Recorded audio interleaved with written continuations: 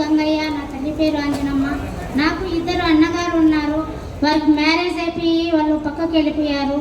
నేను చదువుకుంటున్న రోజుల్లో నాకు కాళ్ళు చాలా వంకర్లు వచ్చేవి. స్కూల్కి వెళ్ళలేకపోతుంటే సార్. నా బుక్స్ కూడా ఒక 6 సబ్జెక్టులు బుక్స్ కూడా మోయలేకపోయినాను. నా ఫ్రెండ్స్ స్కూల్ వరకు తీసుకొచ్చి వెళ్ళేవారు. తర్వాత 2 కాళ్ళు ఆపరేషన్ జరిగింది. అట్లే కష్టపడి ఇంటర్ వరకు చదువుకున్నాను. మళ్ళీ వెళ్ళలేకపోయాను. తర్వాత 2 అన్న చనిపోవడం వల్ల ఇంట్లోనే నేను వంట చేసుకుంటూ వాళ్ళ పిల్లల్ని పోషించుకుంటూ నా తల్లిదండ్రుల దగ్గర నిలిచిపోయినాను. ఇప్పుడు నా తల్లిదండ్రులు ఒక కొడుకుగా నేను బాధ్యత తీసుకొని వాళ్ళని పోషించి నాకు ఏదో ఒక సహాయం చేయాలా, చిన్న జాబ్ చేసుకోవాలని అనుకుంటున్నాను సార్. దయచేసి మీరు నాకు ఒక సహాయం చేయండి సార్. ఇంటర్ వరకు చదువుకున్నా సార్. ఇంటర్ వరకు చదువుకున్నా. అదర్ స్కిల్స్ వెళ్ళలేకపోయినాను. ఇంకా వచ్చేసి పెన్షన్ డబ్బులతోనే నేను ఇంట్లో చూసుకుంటున్నాను సార్. ఆర్థిక పరిస్థితి కూడా బాగాలేదు. మా అమ్మకు హార్ట్ ప్రాబ్లము. నేనే ఒక కొడుకుగా వాళ్ళకు నిలిచి వాళ్ళ దగ్గర ముఖ్యంగా మ్యారేజ్ చేసుకోవాల్సిన అవసరం లేదనుకోండి. నా తల్లిదండ్రులు పోషించుకోవాలని అనుకుంటున్నాను సార్. ఈ అమ్మాయి పేరేంటి? మహేశ్వరి సార్. మహేశ్వరి, మీరు చూసారు అమ్మాయిని. తల్లి తండ్రి తప్ప ఎవరు లేరు. వచ్చే పింఛన్ తప్ప వేరే ఆధారం లేదు. తల్లిదండ్రులు చూసుకోవాలి, కానీ ఆ వచ్చే ఆదాయం చాలదు. ఏ విధంగా బయటపడాలని చెప్పి ఆలోచిస్తున్నారు.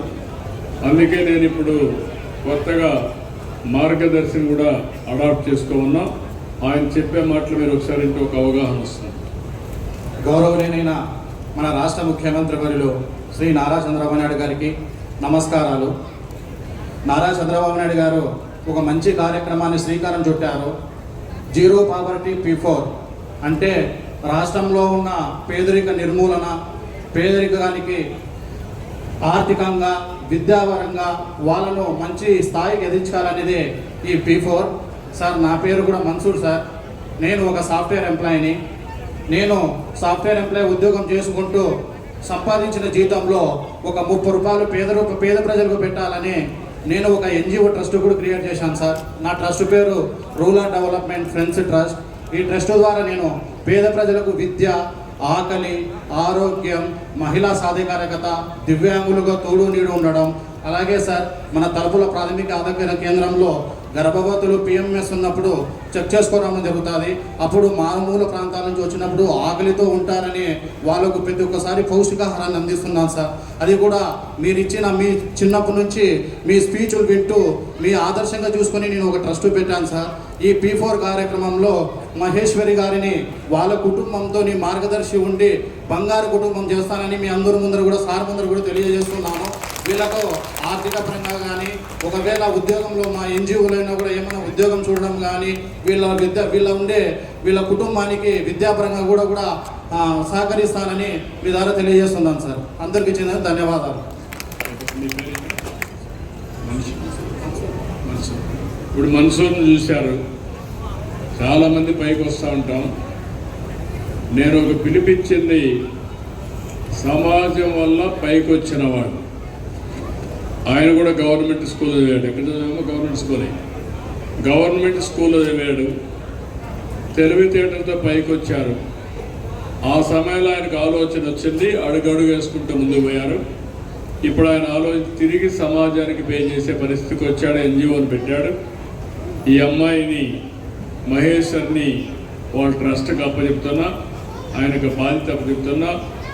ఆ అమ్మాయిని కూర్చోబెట్టి వాళ్ళందరిని అధ్యయనం చేసి short term, medium term, long టర్మ్లో ఏం చేస్తే ఆ అమ్మాయి జీవితం బాగుపడుతుందో అది చేసే బాధ్యత అయింది. దాన్ని ఎప్పటికప్పుడు నేను పర్యవేక్షిస్తానని కూడా మీ అందరికీ హామీ ఇస్తున్నాను. టెక్నాలజీ ద్వారా అన్ని పర్యవేక్షిస్తాను. లేకపోతే గట్టిగా చప్పట్లు కొట్టి ఆయన అభినందించాను. వాళ్ళ బెస్ట్ ఎక్స్పెరిమెంట్ కింద మనసుండే మనిషి ముందుకు చేయడానికి వచ్చాడు. నేను అందుకని సమస్యలు ఉన్నాయి, నేను అన్ని సమస్యలు పరిష్కారం చేసేస్తాను చెప్పడం లేదు. కానీ చేసే సమస్యల కంటే యాస్పిరేషన్స్ కూడా పెరుగుతూ ఉంటాయి. కానీ కొన్ని జెన్యూన్గా కూడా ఉంటాయి. అలాంటివి ఉన్నప్పుడు కొంతమంది చేయాల్సిన అవసరం ఉంది. దానికి కూడా మనం దోహదం చేద్దాం. తర్వాత ఇంకొక బంగారు కుటుంబం రమ్మ మైక్ ఒక నిమిషం మాట దగ్గర పెట్టుకోండి.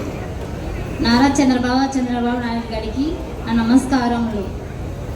ఇక్కడున్న పెద్దలందరికీ నా నమస్కారములు. నా పేరు దేవర్ల చైతన్య.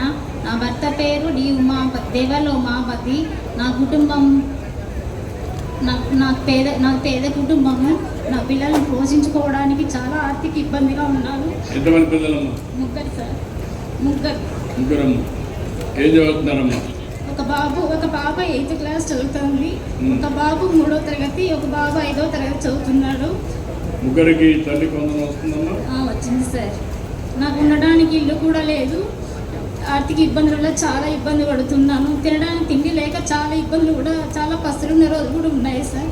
నాకు ఉండడానికి ఇల్లు కావాలి, నా పిల్లల భవిష్యత్తుకి మంచి స్కూల్ కావాలని కోరుచున్నాను సార్. ఓకే, నీ పేరు ఏమన్నా? దేవర్ల చైతన్య సార్. చైతన్య. మీరన్నా రమ్మా చెప్పమాటండి. మార్గదర్శి. రాష్ట్ర ముఖ్యమంత్రి నారా చంద్రబాబు నాయుడు సార్ గారికి నా మనస్ఫూర్తిగా హృదయపూర్వక నమస్కారాలు. సార్, మన చెప్పమా, మాట్లాడు, ఫ్రీగా మాట్లాడు.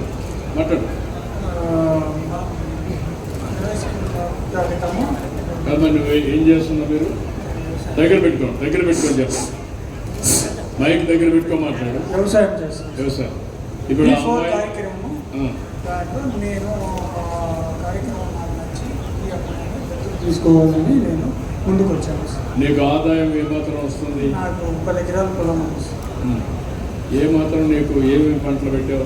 నేను మామిడి, వరి, చెనిక్కాయలు ఈ అమ్మాయికి సహాయం చేసే శక్తి మీకు ఉందా? చేస్తాను సార్. అమ్మా చదువు వైద్యము చేయగలుగుతాను సార్. వైద్యం అన్ని చేస్తారు.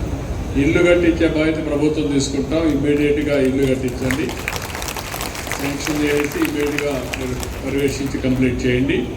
ఆయన అడాప్ట్ చేసుకొని ఆ అమ్మాయికి ఏం కావాలో చేస్తారు, అవి మానిటర్ చేద్దాం. Okay, thank you.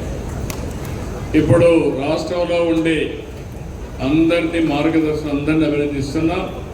నాకు ఎంత పనున్నా లాస్ట్లో తప్పకుండా వాళ్ళు మాట్లాడిస్తున్నానంటే ఎట్టి పరిస్థితుల్లో స్ఫూర్తి ప్రదాతలను ఇంకా పెంచాలి, వాళ్ళ ద్వారా సమాజం కోసం పనిచేయించాలనే ఆలోచనతో చేస్తున్నాం.